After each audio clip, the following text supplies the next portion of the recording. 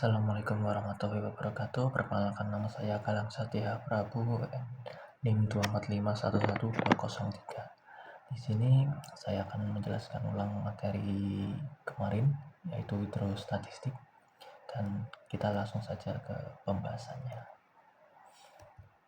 Yang pertama ada pendahuluan, yaitu hidrostatis adalah ilmu yang mempelajari perilaku cair dalam keadaan diam. Namun pada zat cair diam tidak terjadi tegangan geser di antara partikel zat cair. Kita lanjut ke slide berikutnya. Di sini dalam hidrostatis kita akan mempelajari yang pertama adalah tekanan zat cair.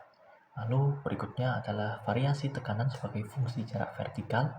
Lalu alat yang digunakan untuk mengukur tekanan hidrostatis.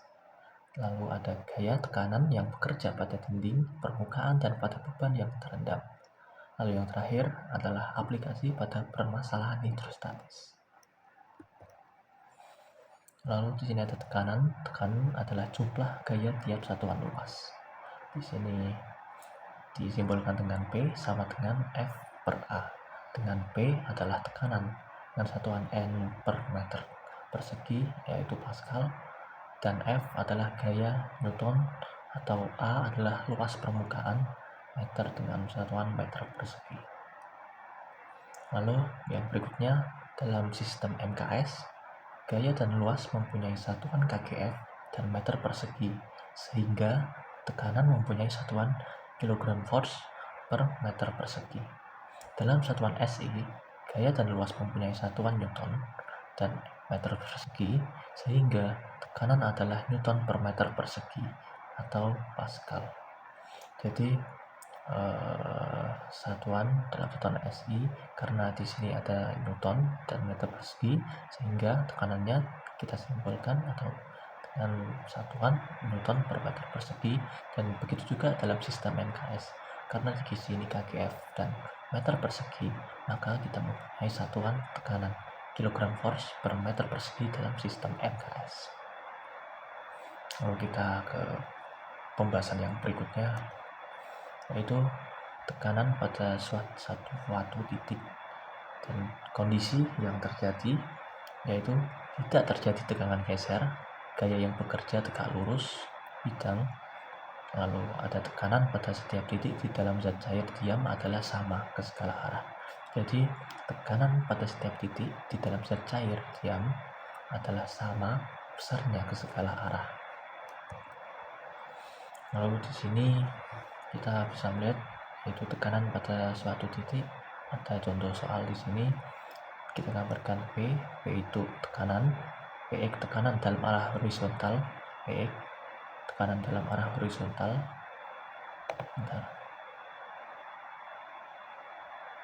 PX tekanan dalam arah horizontal, dan di sini PY tekanan dalam arah vertikal. Di sini juga ada DX, yaitu dari DS cos A, DS.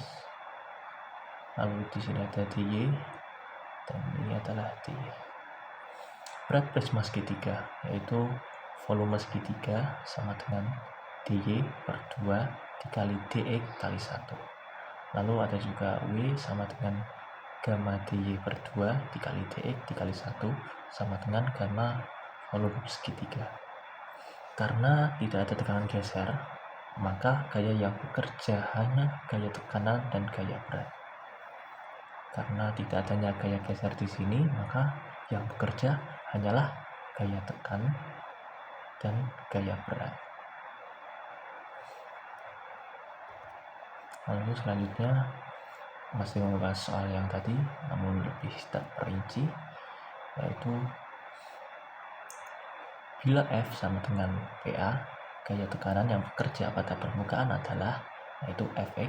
Kita dapat ketahui Fx di sini. Lalu Fx di sini sama dengan Px.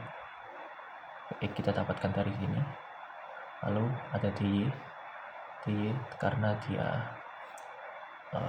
ke arah dy, yaitu horizontal, lalu dikalikan dengan 1.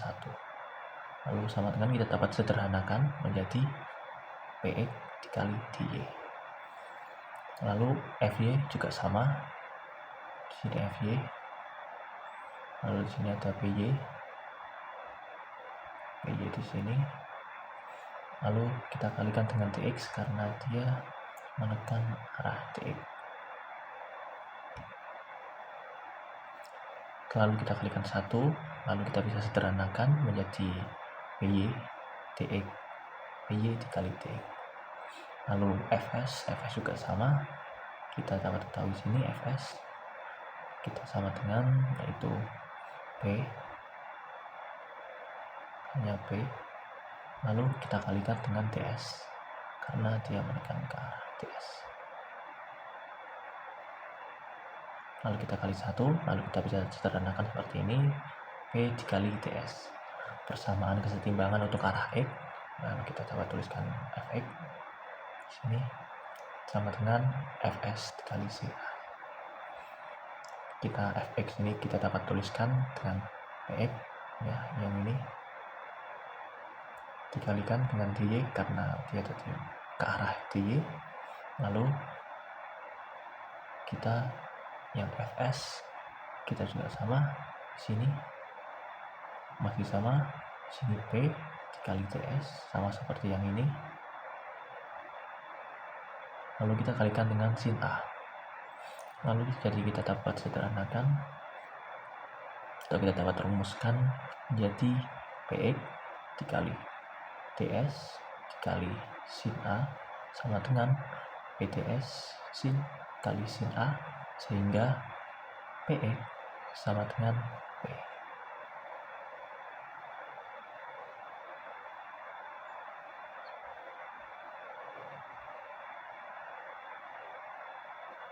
Oke, kita lanjut ke pembahasan berikutnya, yaitu tekanan pada suatu titik. Masih sama, namun kita kembali ke poin yang ketiga, sedangkan sekarang kita ke arah y. Di sini kita ketahui fy minus w minus fs kali cos alpha sama dengan 0. Lalu kita bisa tulis juga di sini fy masih sama, fy kita bisa tulis di sini, kita mendapatkan ini dari sini, lalu dikalikan dx masih sama karena dia mengarah ke dx. Lalu kita minuskan gamma dy per 2 kali dx. Lalu kita minuskan menjadi pds dikali cos kali alpha.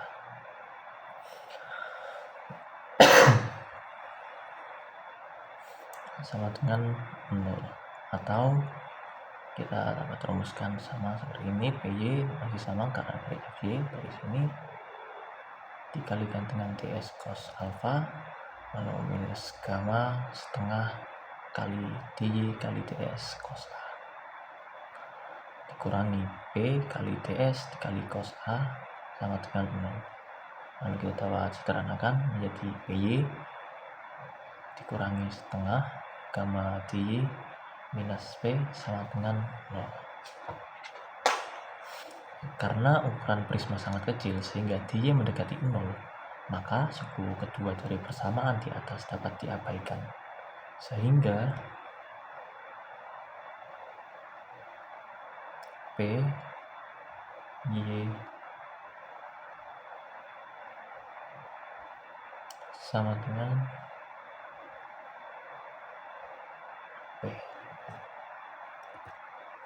Lalu kita ke soal berikutnya, yaitu ada tekanan hidrostatik.